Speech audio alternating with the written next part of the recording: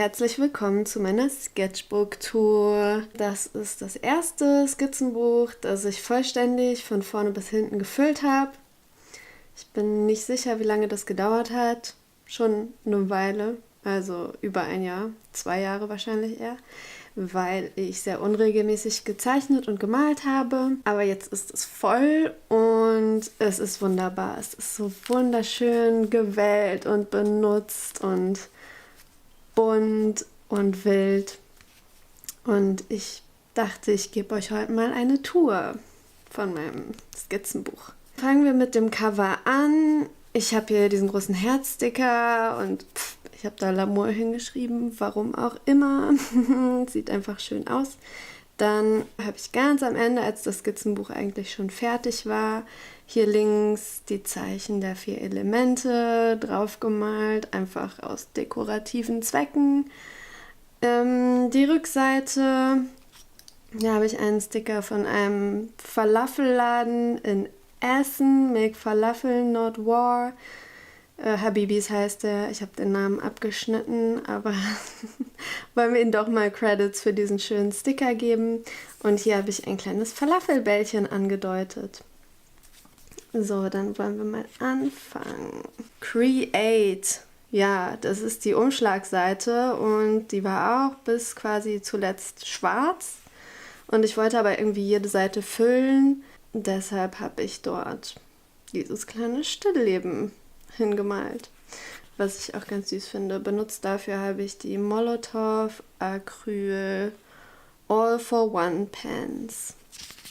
Das hier ist nicht mehr drin, weil ich das als Tattoo-Vorlage benutzt habe und für den Termin beim Tätowierer entsprechend rausgenommen habe.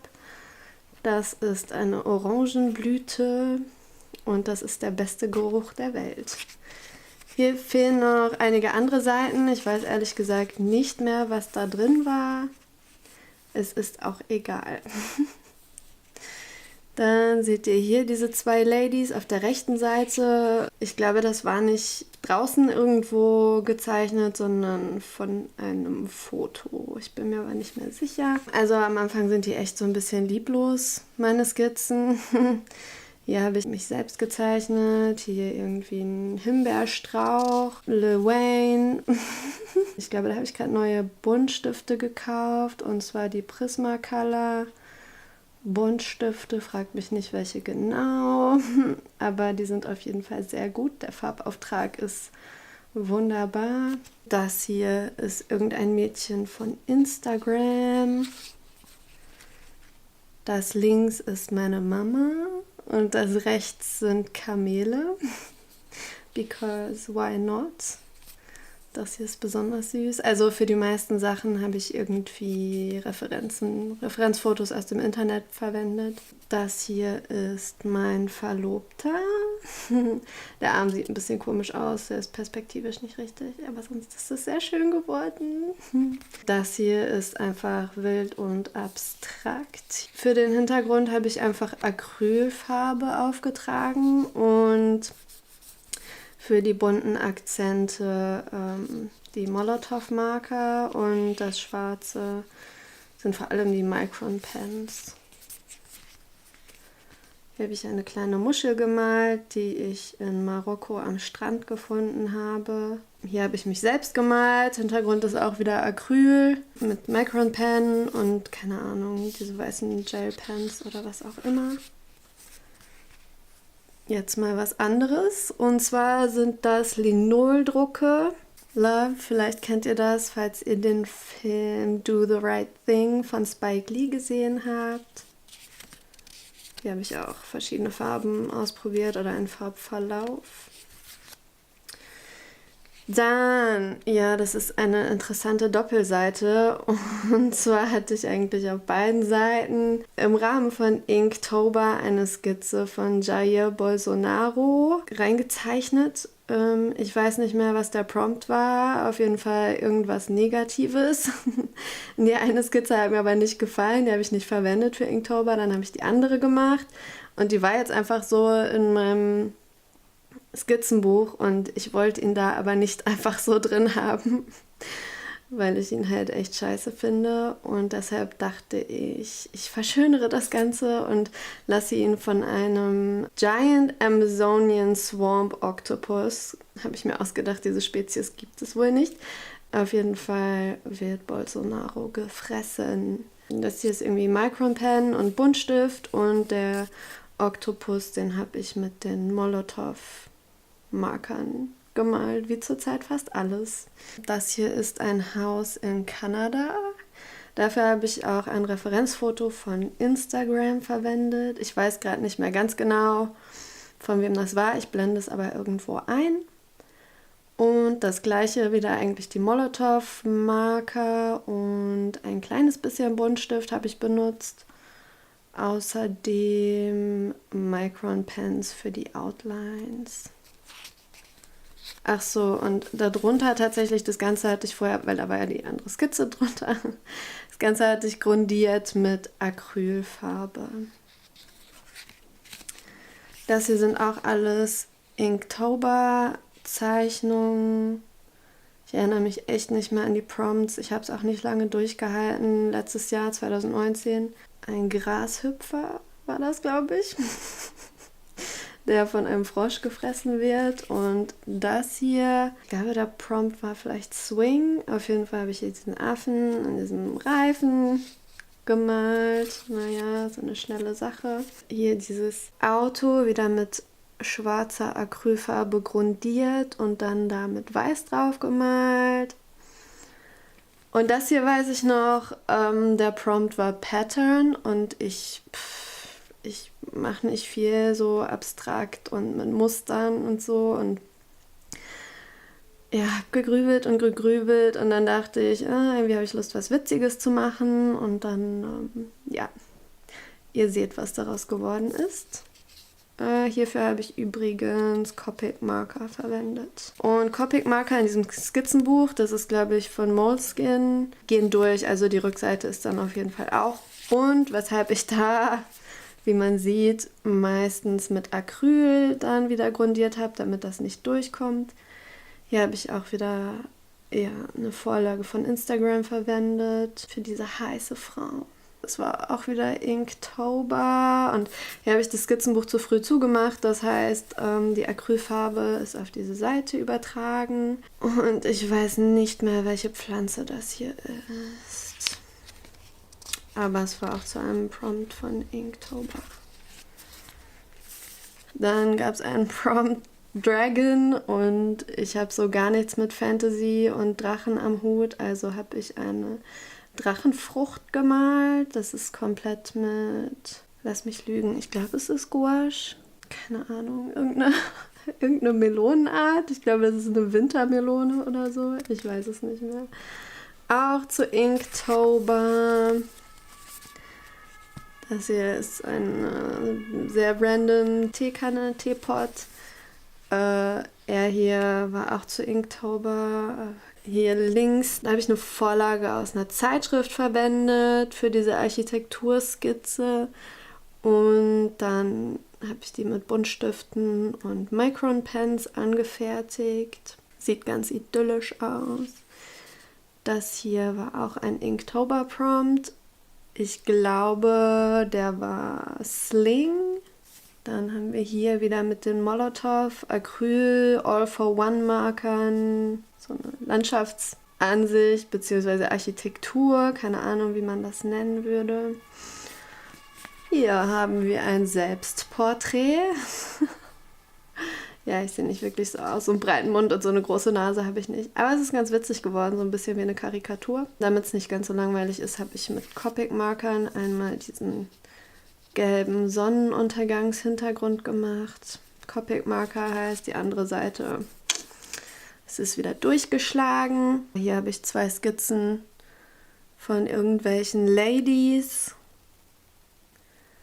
Ich glaube, die habe ich auch in irgendeiner Zeitschrift entdeckt. Hier habe ich tatsächlich versucht, mit Aquarellfarbe so ein bisschen Farbe reinzubringen. Das Papier ist halt 0 geeignet dafür, aber es hat sich nicht allzu doll gewellt. Ich habe halt auch nicht so viel Farbe verwendet und nicht so viel Wasser. Aber es ist eigentlich ganz schön geworden, finde ich. So, hier, ja, ohne vorne Referenz, einfach irgendwie, ja, eine Frau mit Molotow-Markern. Hier habe ich was Abstraktes gemalt. Ein popelndes Mädchen. Ich glaube, das war eines der ersten Bilder, die ich mit den Molotow-Markern gemacht habe. Hier sieht man auch, ich habe die vorher anscheinend nicht richtig geschüttelt, sonst wäre der Farbverlauf hier ebenmäßiger. Aber nichtsdestotrotz ist sie irgendwie ganz witzig.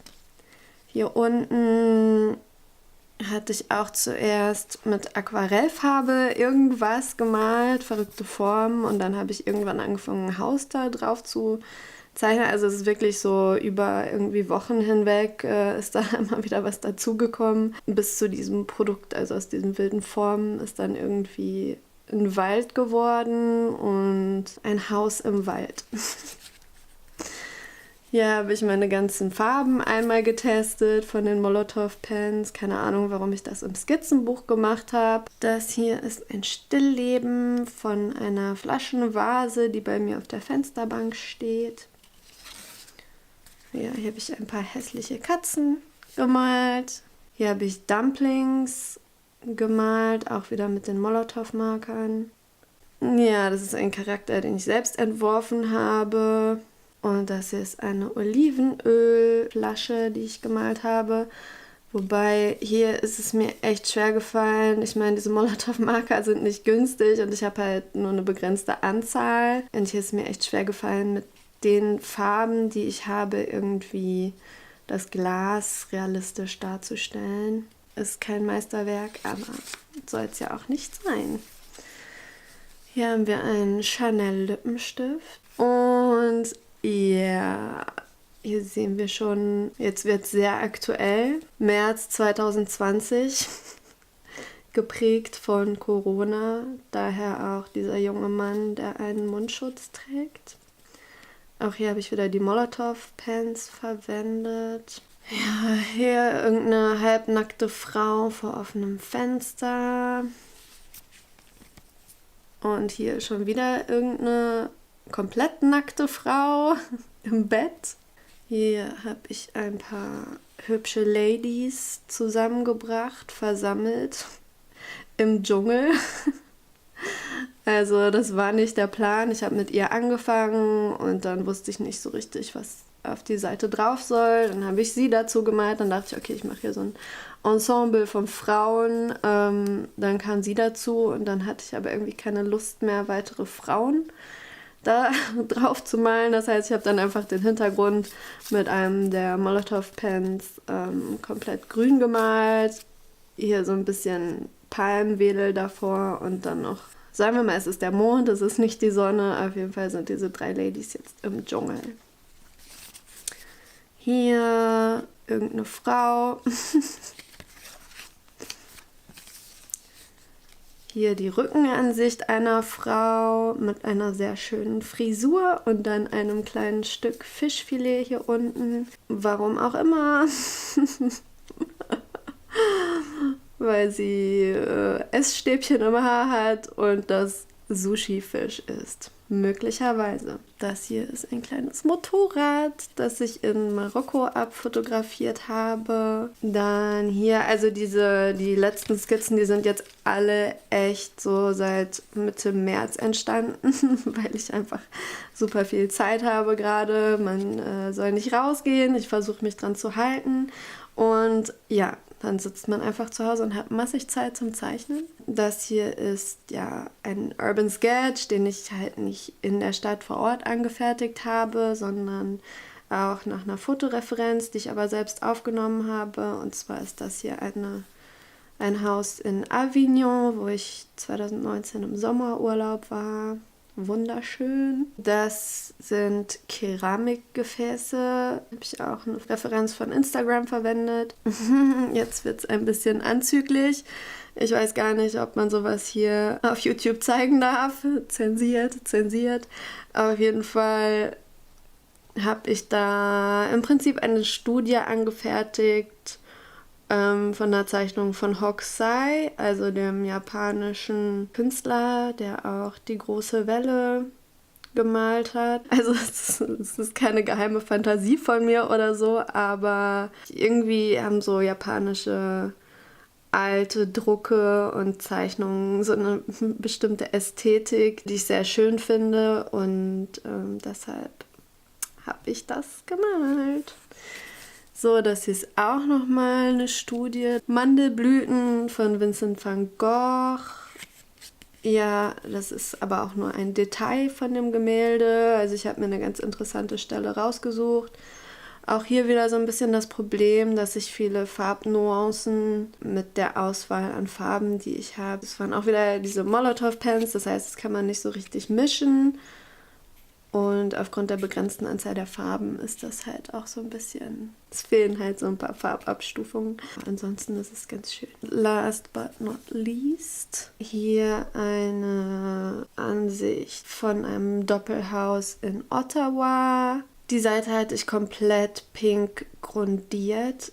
Ich weiß nicht, was ich damit vorhatte. Deshalb habe ich das Haus auch, das war so rötlicher Backstein, habe ich das Haus auch pink gelassen. Hier habe ich so ein paar Akzente gesetzt mit dem sandfarbenen Stift und der Rest ist mit Micron, also die ganzen kleinen Linien. Und dann haben wir noch einen Toast auf der letzten Seite. Butter, Toast and Marmalade. Weil Frühstücken Spaß macht. Okay, und das war auch meine Sketchbook-Tour. Ich hoffe, sie hat euch gefallen. Ich versuche auch wieder mehr Kunstvideos zu machen. Wie gesagt, in diesen Corona-Zeiten habe ich gerade relativ viel Zeit. Also stay tuned. Schaut immer mal wieder rein. Es kommt bestimmt bald was dazu. Ciao!